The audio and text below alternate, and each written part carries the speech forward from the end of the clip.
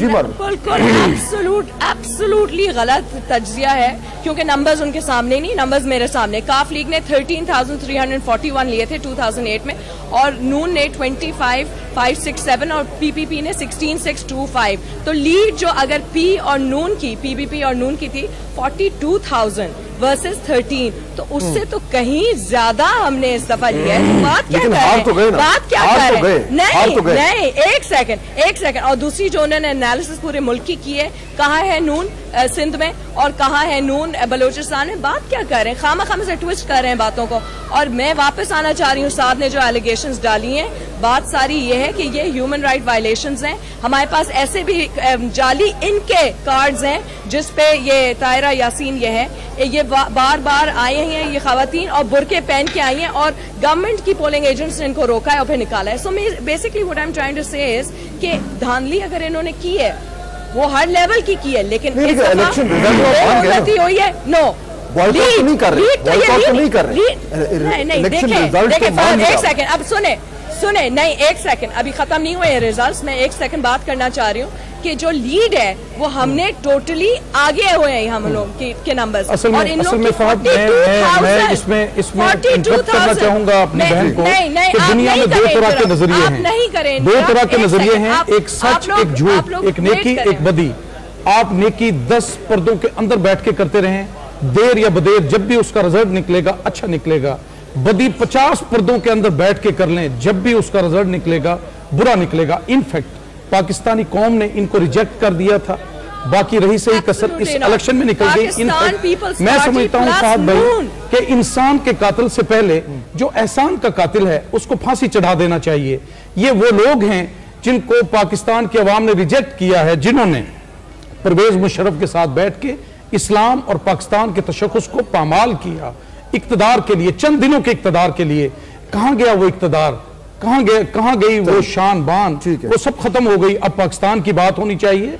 इनका रोल पाकिस्तान की पॉलिटिक्स से बिल्कुल एब्सोल्युटली खत्म हो चुका है। अब दूसरे लोग अब आगे आएंगे इंशाअल्लाह ताला। पाकिस्तान की जो तामीर और तरक्की की बात मेरी लेकिन तारिक साहब, अभी भी जो आपने कहा कि ये उस पार्टी को नुकसान हुआ है, लेकिन अभी भी इनके पास नंबर्स हैं। पार्लियामेंट्री अगर हम डेमोक्रेसी कर रहे हैं, नंबर्स तो हैं, रोल तो है। और ये वैसे जैसे आप कह रहे थे कि कोई चांद जो तवक्को नहीं थी कि ये सीट जीतेंगे, तो उसके बावजूद जो है जितना नून लीग को फायदा हुआ है उतना काफ लीग को उतना शायद नुकसान नहीं हुआ। देखिए, इसमें तो गुजरात के नंबरिंग का जो है वो उसका तजिया अलग से करना पड़ेगा कि वहाँ काफ लीग ने पूरा जोर लगाया, बरादरीज़म का भी वो इस्तेमाल किया और ये तक भी इस्तेमाल किया। मुझे सुनने में आया कि आपने भी यही रहना, हमने भी यही रहना है। तो कुछ लोग ऐसे भी थे, और वो वोट जो पिछले इलेक्शन में कास्ट नहीं हो सके थे इसलिए कि ये जीतना तो हमारे उम्मीदवार ने, हमें बाहर निकलने की इतनी ज़्यादा ज़रूरत नहीं है, तो वो इस मरतबा निकला है। और सरकारी पार्टी को जहाँ ये फायदा होता है सरकारी मशीनरी का, वहाँ एक नुकसान भी होता है। ये एक फजा बन जाती है कि भाई इसने तो जीत ही जाना है।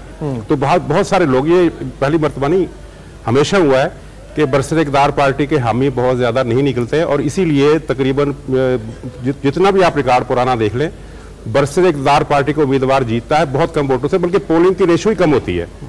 तो दूसरी ये जो पहलू है कि काफ लीग की गिनती मौजूद तो है, ये मैंने नहीं कहा कि ख़त्म हो गई, मैंने कहा तहलील हो रही है, और विद इन शॉर्ट पीरियड ये बिल्कुल आपको तहलील होती हुई नजर आ जाएगी।